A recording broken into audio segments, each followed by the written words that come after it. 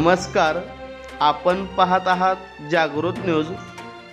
दत्तगुरू सौहार्दाने जपली सामाजिक बांधिलकी, अनिष्ट खर्चाला फाटा देऊन निराधारांना केले जीवनावश्यक वस्तूंचे वितरण।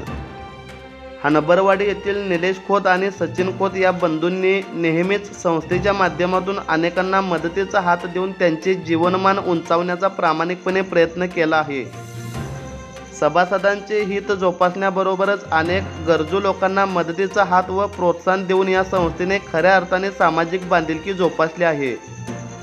या संस्थेचे कार्य आदर्शवत असल्याचे गौरवोद्गार मराठा मंडळ ट्रस्टचे सचिव के.डी. पाटील यांनी काढले।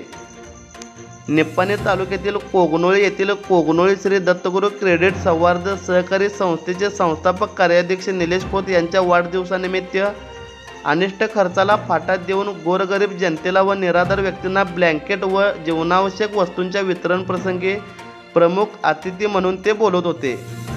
यावेळी व्यासपीठावर संस्थेचे संस्थापक सचिन खोत, प्रकाश कदम, जगन्नाथ खोत, विठ्ठल कोळीकर, कृष्णात खोत आदी मान्यवर उपस्थित होते। प्रारंभी महादेव कुंभार यांनी स्वागत करून प्रास्ताविकात संस्थेच्या विविध उपक्रमांची माहिती दिली। तत्पूर्वी अक्काताई खोत, रुपाली खोत, शुभांगी खोत, विदुला हेगडे व महिलांच्या हस्ते निलेश खोत यांचे पंचारतीने ओवाळून औक्षण केले। त्यानंतर मान्यवरांच्या उपस्थितीत केक कापून वाढदिवस साजरा करण्यात आला। या प्रसंगी संस्थेचे कार्याध्यक्ष निलेश खोत यांच्या वाढदिवसाचे औचित्य साधून कोगनोळी येथील गरीब व निराधार व्यक्तींना जीवनावश्यक वस्तूंचे वितरण मान्यवरांच्या हस्ते करण्यात आले। यावेळी सचिन खोत यांना गौरवगाथा पुरस्कार मिळाल्याबद्दल प्रकाश कदम यांच्या हस्ते तर निलेश खोत यांचा कागल येस बँकेचे व्यवस्थापक विशाल धर्मोजे यांच्या हस्ते सत्कार करण्यात आला। या प्रसंगी बोलताना प्रकाश कदम म्हणाले, खोत बंधूंचे दातृत्व फार मोठे आहे। संस्थेच्या माध्यमातून विविध उपक्रम राबवून अनेक घटकांना आनंद देण्याचे काम केले आहे। त्यांचे कार्य प्रेरणादायी व कौतुकास्पद असल्याचे त्यांनी सांगितले।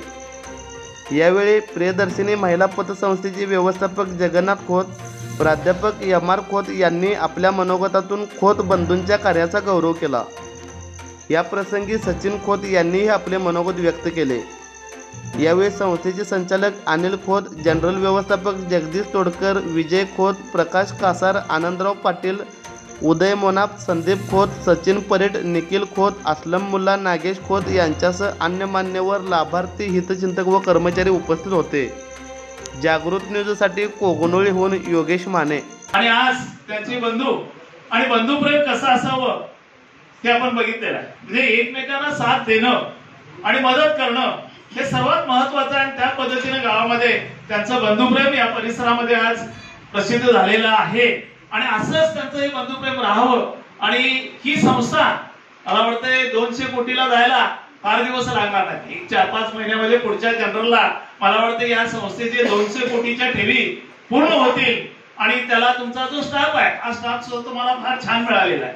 कारण या ठिकाणी आल्यानंतर त्यांची जी सेवा आहे, कारण आल्यानंतर संस्थेमध्ये आज राष्ट्रीयकृत बँक आहे, त्यांच्याकडे कर्ज मागायला गेलो तर त्या ठिकाणी काय परिस्थिती असते ही आपण सर्वांनी अनुभवलेली आहे। मात्र आज या ठिकाणी अशा या बँका निर्माण झाल्यामुळे त्या बँकांनुसार विचार करायची पाळी आलेली आहे आणि या ठिकाणी त्यांनी कर्ज देत असताना सुद्धा ज्यांच्याकडून कर्ज वसूल होईल अशा लोकांनाच कर्ज दिलेलं आहे। आणि आपल्या कर्जदारांना सुद्धा म्हणजे प्रत्येक कर्जदार जो कर्ज घेतो त्यांची सुद्धा जबाबदारी असली पाहिजे की आपण ज्या बँकेकडून कर्ज घेतलेलं आहे तिथे कुणीतरी ठेवी ठेवलेली आहे आणि त्या कर्जाची परतफेड आपण वेळेवर केली पाहिजे। आणि अशा पद्धतीने ही संस्था चालल्यामुळं आज या संस्थेला म्हणजे भरभराटी प्राप्त झालेली आहे।